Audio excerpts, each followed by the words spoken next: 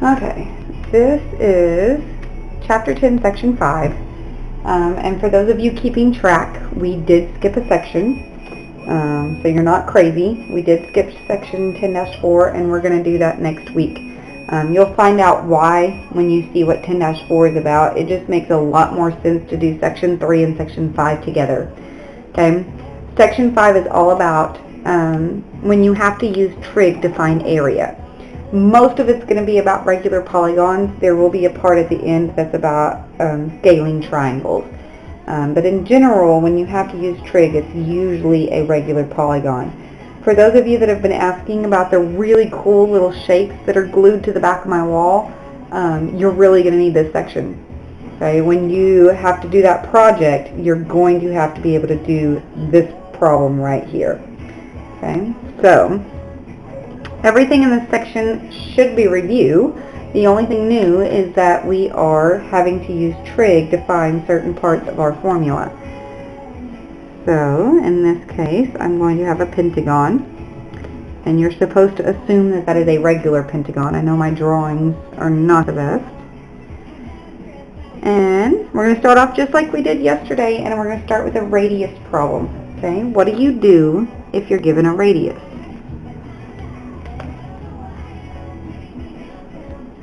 Okay. Again, if you look back on yesterday, step 1, I said draw apothem, but really, you really need to draw the entire triangle, so I'm going to change this to draw the triangle. So if this is a radius, then my apothem is perpendicular, remember?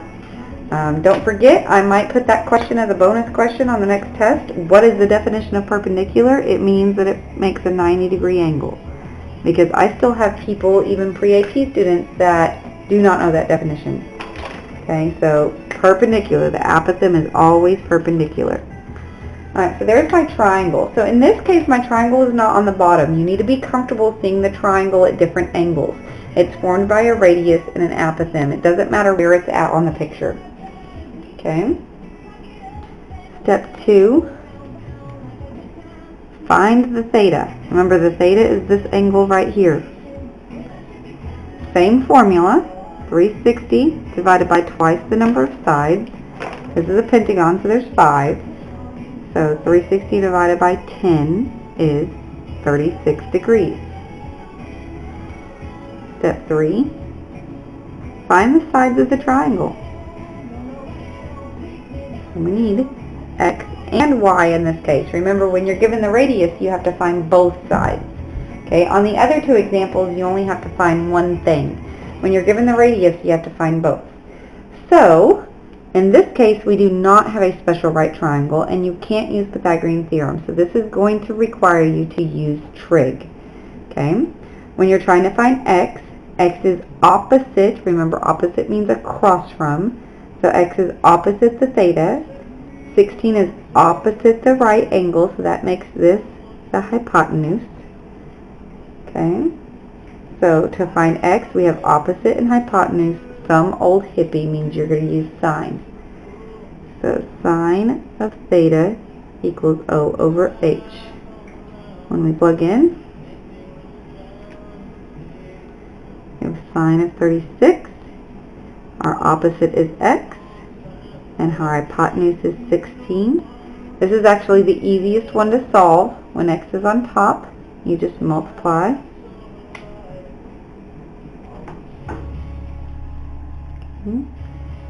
So that cancels, and x equals 9.40. I'm going off of last year's notes. I'm not sure why I only did 2 numbers after the decimal. In this section, it's going to be really important to carry the decimals out pretty far until the last answer, just because the more steps there are, the more off your answer is going to be. So I'm going to check this answer real quick.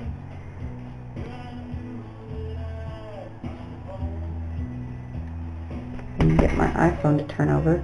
Those of you who have an iPhone, you have your sine, cosine, and tangent on here, so you don't need a fancy calculator to be able to do this. Alright, so we have, let's see, the angle was 36. So, I think we do it. It's been a while since I've had to use my iPhone. 36 and then sine. Am I in degrees? No, I need to go to degrees. Okay. Sine. Oh, no, here it is. It says radians. And now, yeah, hold on, let's clear that.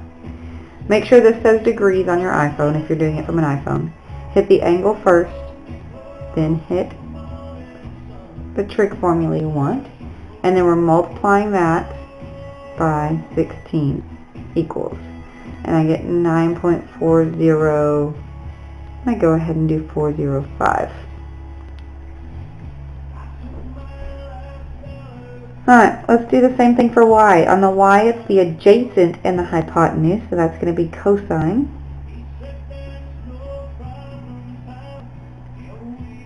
So, again, plug in first. Cosine of 36 equals y over 16. Again, this is the really easy one to solve. All you do is multiply by 16. And y equals, and again, let's go ahead and do this on the calculator. Alright, so on a calculator, you make sure you're in degrees, hit the angle, then we're doing cosine, and we're going to times it by 16. And I get 12.944. Alright, so identify your apothem and your perimeter. This is my apothem. Okay. And to do my perimeter, I'm going to take this length, which is my x, which was 9.405. And since there's 5 sides of the pentagon, I'm going to multiply that by 10. Remember, I'm doing 10 instead of 5 because there's 1, 2, 3, 4, 5, 6, 7, 8, 9, 10 x's to make the entire perimeter. So that gives me 94.05. Now plug into the formula.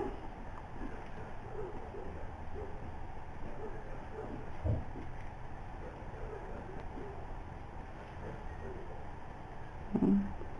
And you should get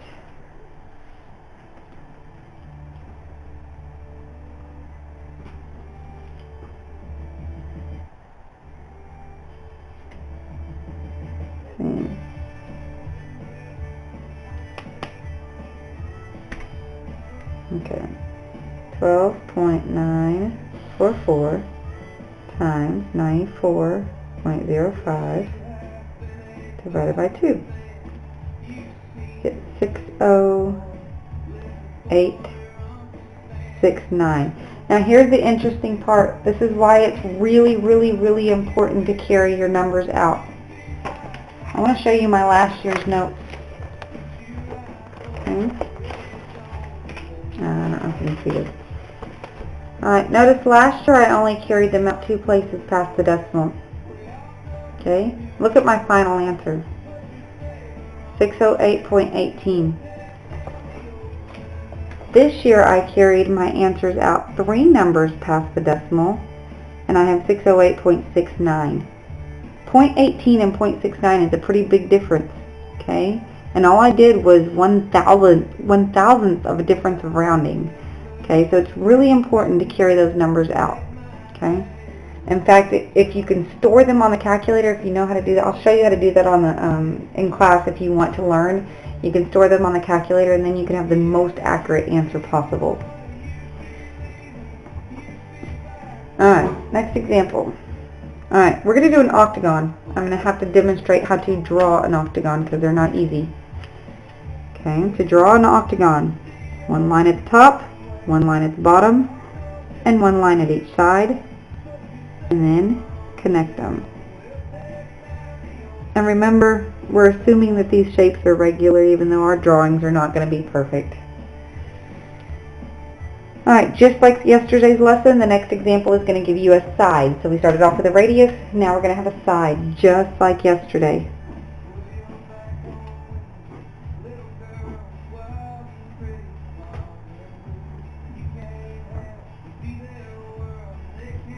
Okay, so this is 30. Again, step 1, to draw the triangle, your apothem and your radius.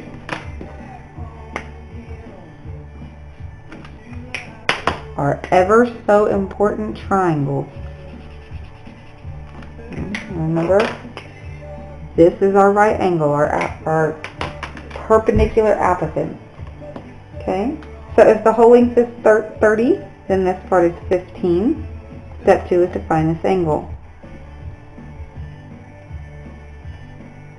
360 divided by, there's 8 sides, so that's going to be divided by 16. Gives me 22.5. Okay, and we're trying to find our apothem. We have our opposite and we need our adjacent. That's going to be tangent. Tangent of 22.5 equals the opposite, which is 15, over the adjacent, which is x. Remember, when x is in bottom,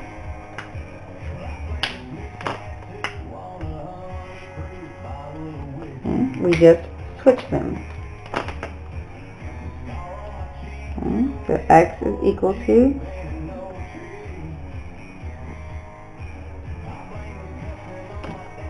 let me show you how to do this on the calculator.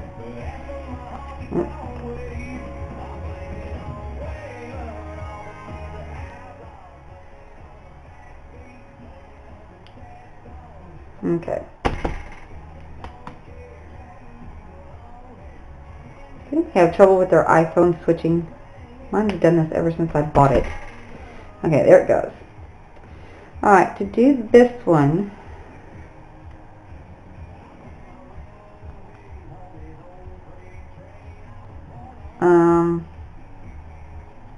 you're probably just going to have to do the tangent of 22.5 and then write it out.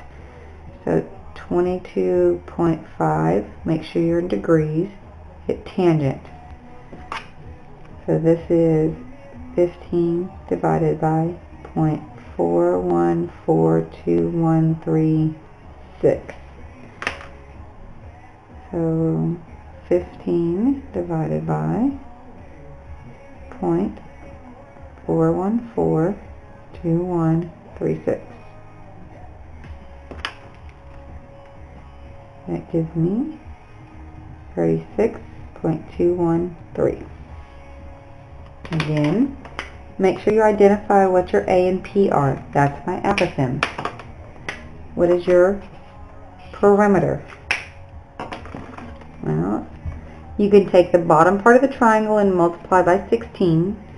Some of you will probably just take the 30 and multiply by 8. It doesn't matter, but just so that I'm being consistent, we're always going to take the bottom part of the triangle, which is 15, and times by twice the number of sides, which is 16. Okay, which is going to be 240. So our formula, area equals 1/2 times the apothem times the perimeter, and I get 434. And let me do this on the calculator because, again, I'd like to be a little bit more accurate this year. I don't know why I did that last year. I'm usually a pretty big stickler about 3 numbers after the decimal. I guess I was just in a nice mood last year. 240 divided by 2. Oops, I hit a wrong button. Let's try this again. 36.213 times 240 divided by 2. Oh, okay.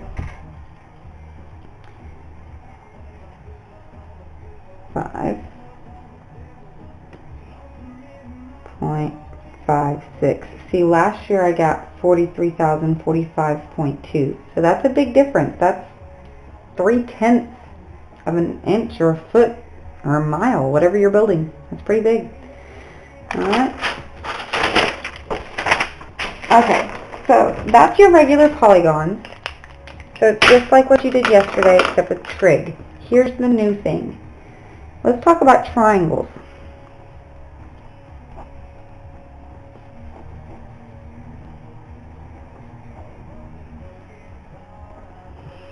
Alright, so the first chapter in this, or the first section in this chapter, we talked about the area formula for triangles.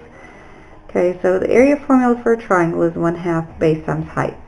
The problem with this formula is that it's really only useful if you have a right triangle, or an isosceles triangle, or if you're given the height. Other than that, if it's just a regular scalene triangle and you're not given the height, you can't use this formula because there's no way to find the height. So, here's a new formula. This works for any triangle. Problem is, in this one you have to have angles, but no formula is perfect. Use one in one situation and another one in the other. So, 1/2 b times c times sine of a. Now, what is b, c, and a stuff? If I have a triangle, and I label it a, b, c. If you remember back from the very first section, we always label points with capital letters. So this is a, b, and c. Okay? If this angle, or if this point is labeled a, then this side is going to be labeled little a. If this is big A, then this is little b. If this is big C, then this is little c. So let me color those for you.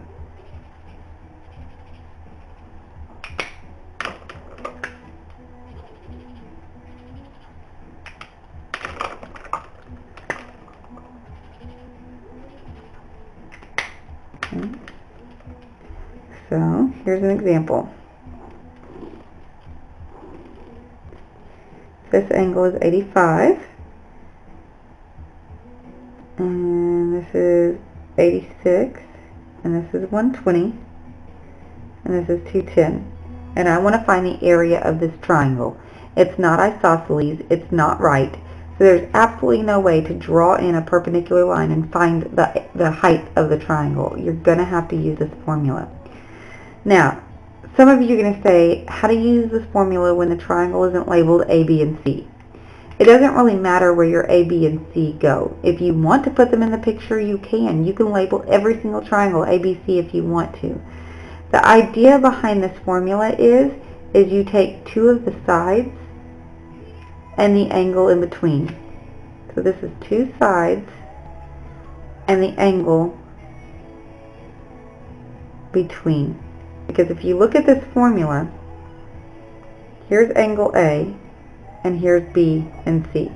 So any two sides with the angle in between will work. So let's look at this. So B and C would be this side and that side, and angle A would be the angle in between. So 1/2 86 times 120 times sine of 85.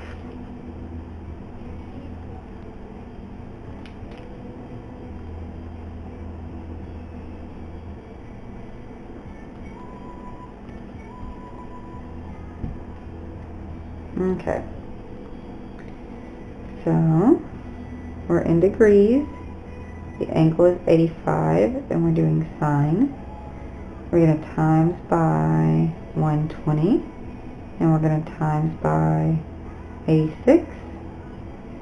And multiplying by 1/2 is the same thing as dividing by 2. So I get 5140365. Now, I'm probably not going to challenge the regular kids too much, but my pre-AP, keep in mind that I can give you a question where I give you the area and ask for the angle, or I give you the area and ask for a side. So be prepared to do some algebra with this problem as well, just like we've done with all of our area formulas for this unit.